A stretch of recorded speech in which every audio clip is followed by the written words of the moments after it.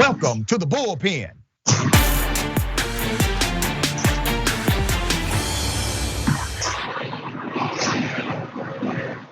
Okay, in the Bullpen today, we have Mr. Reed Cooley. He's back, policy fellow, Independent Institute, lifelong writer, Mississippi native, very accomplished individual. All right, good day, sir, welcome. Hey, Dr. Richey, how are you? I'm doing quite well. We're gonna chop it up about the US Constitution, maybe some of the problems with the Constitution. Perhaps you and I can even agree on a thing or two.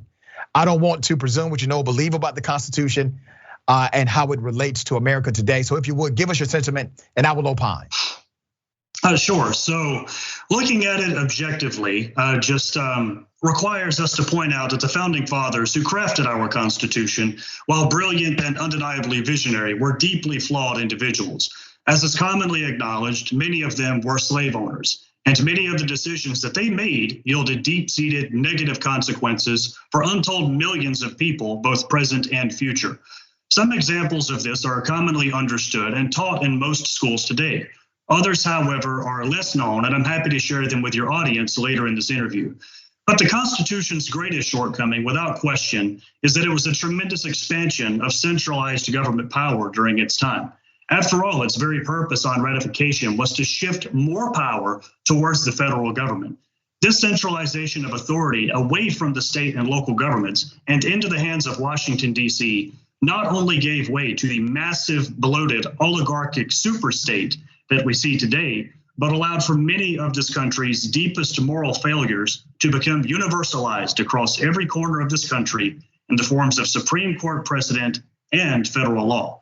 Unfortunately, because the erosion of states' rights as enshrined in the 10th Amendment has been the norm since our country's very foundation, the only remedy for correcting these legal wrongs has been in decades and decades of hard-fought legal reform on the federal level, an outcome that is only met with mixed levels of success and in far too many cases comes generations after it should. It's for these reasons that I consider myself a bit of a constitutional cautionist, only acknowledging the Constitution's merits where I believe they're warranted from the perspective of someone who values individual liberty above all else. And while it's true that at least the Constitution is a document that's willing to improve itself over time, in the vast majority of cases, the Constitution's only merits have been in correcting errors that it itself allowed to happen in the first place. Brother Reed, I don't mean to interrupt, brother. Are you reading something that you wrote? Yes, sir. All right, so I want you to look at the Bullpen this way. You ever seen a freestyle battle, two rappers freestyle? Of course, of course. Right. They got to already know some things in their mind, but you don't come, to a freestyle. This is a debate. You don't come reading a document because I would like us to be in conversational format for the sake of those who are watching it. Is that all right, brother? Yeah, of course, sure. Okay. I mean, that's what I was expecting as well. I just had this bit here that I wanted to provide at the beginning because I believe in precision of language, but I was fully expecting the sort of organic back and forth that you're explaining. Okay. So yes. All right, well, thank you for that. So you and I agree. You say they were deeply flawed individual. They were racist as hell. No, so whenever you talk about the founding fathers, it's important to understand that they're not a monolith. So right, that's correct. But many of them were racist. Yes. Yeah. All right. And so you have just proven a sentiment of critical race theory, ironically, because what you have just proven in your proclamation is that their personal bias is attributed to the document, the law, policy, statute, constitution that they decided to pen, which is a dynamic of critical race theory that says that bias must be analyzed through a particular lens in order to unravel it. Now, what you have said is that the biggest issue with the Constitution is, I think, the nationalizing of it. Is that the biggest issue? How it created a larger government rather than smaller government? Well, the larger government allowed for, like I said, many of this country's deepest moral failures, such as racism, to come into play. And you actually approached your most recent bit of feedback there with what seems like an assumption that I just want to dispel. You said, ironically, I've sort of proven something about critical race theory. Whenever it comes to issues of race, I actually catch a lot of criticism from conservatives and libertarians, people who I share the political right with, because I actually do believe that there's at least a kernel of truth to the idea that systemic racism exists in the United States. However, I do believe that instead of believing that it's some sort of a invisible, pervasive, sort of abstract, unseen force corrupting the institutions, corrupting every fabric of our society, I believe that it exists in very select institutions which we can reform one at a time in very concrete ways. I think that one example is obviously our broken criminal justice system. Yeah, I agree with you, Reed. And by the way, critical race theory does not mandate that it is applicable to every aspect of the existence of institutions and norms. So let's go back to something that you said that was quite interesting. I'm not a constitutional guy. I believe the Constitution has deep problems. And the Constitution believes it has deep problems, evidenced by the fact that it has amendments. Amendments are the fancy words that mean corrections to the US Constitution. But there are individuals who will argue things like, and I would like to get your idea about this, that bearing arms, that the right to bear arms is actually a natural right, okay? So yes, it's absolutely a constitutional right. There's no debate. And there's a litany of doctrine associated with that constitutional right. And you see some of that permeating in state legislatures today. All of those legislatures are conservative as it relates to something called constitutional carry. We'll get to that in a minute. But do you believe that the right to bear arms is a natural right or a constitutional right that you grow into? I guess I'm trying to understand what you mean by a right that you grow into. It's important to understand whenever it comes to our right to bear arms. Our right to bear arms is actually inspired by the English Constitution, which came about 90 years before, right? I think that the right to defend oneself and the right to overthrow a tyrannical government if necessary. That is something that is a natural right. I think that I would agree with that. Okay, well, let me go back. Fortunately, we have a constitution that wasn't my exact question. For the most part. Okay. That wasn't my exact question. But since you brought something up, I do want to opine on that. The original idea, according to historians, of the right to bear arms was not really to protect individual liberties. It was actually to stop a national army. Are you aware of that? Yes, I mean, I've read a good bit about this. So John Adams and Alexander Hamilton actually had a bit of a very severe disagreement over this because Alexander Hamilton was incredibly enthusiastic about the prospects of a standing army.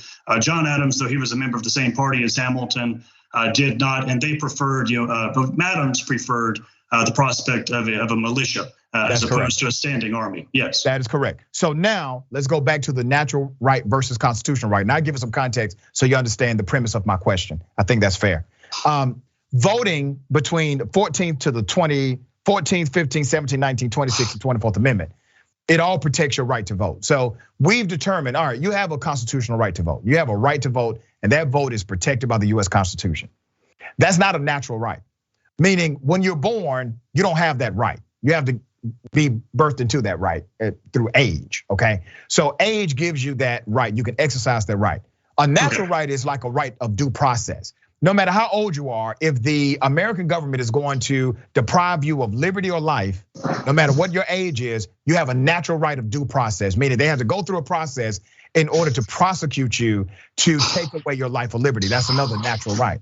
I have heard those on the right argue that bearing arms is a natural right as well. Do you agree with that argument or disagree with that argument? I would say that I'm inclined to agree with that argument, but I can see whether that the right to bear arms is a natural right, something that you're more or less born into, as opposed to growing into upon a certain age. Yeah, why do you think it's a natural right? Right. Why do you think it's a natural right? Which means you have that right when you're born. Tell me why you believe that. So what I really want to explore here, for the sake of answering your question in the most honest way that I possibly can, because that's ultimately what I'm trying to do here. I guess I'm trying to understand, this premise behind a constitutional right at all. Like why such a thing needs to exist. To me, the Constitution exists to acknowledge natural rights that already exist. There's no such thing as a right that only originates within the Constitution, and any right that, any law or any Supreme Court ruling, for example, that infringes upon any right whatsoever is completely invalid. Okay. Yeah, I mean, I guess, right. This distinction between natural rights and constitutional rights, I find a little bit bizarre. So let me try to clear it up for you so you understand better. There's a movement inside of the conservative party that says the right to bear arms is a natural right, which means that states which have an age qualifier, and by the way, all states do, states that have an age qualifier for you to bear arms, those states are in violation of the Constitution. They are already chipping away at common sense laws, such as obtaining a permit to conceal and carry. Texas has done that. Georgia has now done away with that prerequisite as well, and other states ought to follow. This is them getting closer to the right to bear arms being a natural right. So before they get to that other conclusion, which they are trying to desperately get to, I'm asking you directly, do you think you are born with the right to bear an arm in the United States of America? Or do the states have it right when they say you have that right when you turn a particular age? It's called the age of majority, and states have it different. There are a few states that age of majority is actually 17. When you turn age of majority, you are then graduated into that particular right. You can exercise that right. Just like you can't exercise the right to vote when you're born. You have to exercise that right once you come of legal age to do so.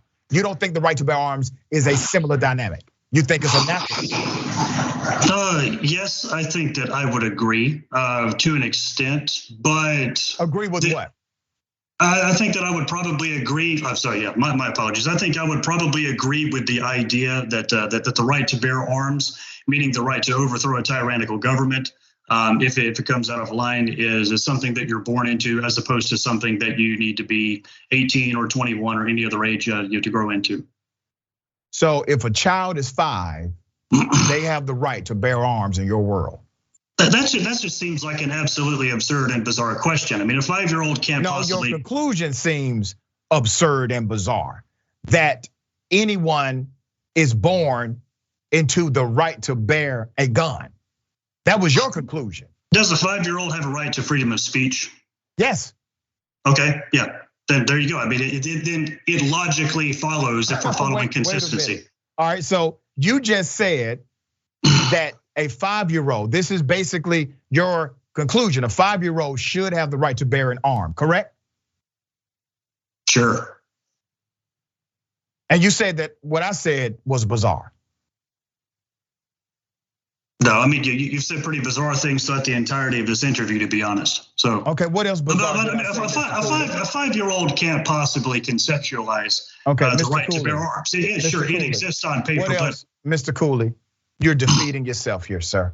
No. What else have I said? I'm trying to have a legitimate conversation here. Well, I'm trying to as well. And when you guys come to the table with things like children have a natural right to bear arms, I have to challenge that because there's current policy and legislation getting us closer to that dynamic in the United States of America. And what I want to show is not only the hypocrisy in that sentiment, but also the ridiculousness in the application of that rule. Bottom line is, bearing arms is not a natural right. That's the right conclusion. You came to the other conclusion, which is wrong. And I think you realized it in mid-flight that what you said was silly. I'm just, like I said, I'm trying to follow your reasoning here. To be honest, the distinction between a constitutional right and a national right and a natural right, as it applies to the Second Amendment, is something that I haven't studied that deeply, and is something that I'd like to study more. You should have said that in the beginning, Cooley. I tried to get to that. Well, I tried to get to that, but you've made nothing but rash assumptions the entirety of this interview. Cooley, it's called the bullpen. It's a debate. You come prepared to talk about. We came to this debate talking about the shortcomings of the Constitution, right, and you immediately bridged into the Second Amendment. Is the Second Amendment in the Constitution? It is. It's a very specific subset of the Constitution. What did my producers tell you we were going to talk about today per your request? What did they tell you we'll talk about based on what you shortcomings of the Constitution? That's damn right. And the Second Amendment is a shortcoming if you believe it's a natural right. Now tell me where we're wrong at. You picked out the subject. You want to talk about the Constitution. Your ass came up here unprepared, and you're calling me ridiculous. Like I said, yeah. Well, I mean, this has been ridiculous, Dr. Richey. I mean, all the way through. It absolutely has been. Have a good day, sir. I agree with you on that. That's one thing we actually agreed to. Thank you, sir. Have a great one.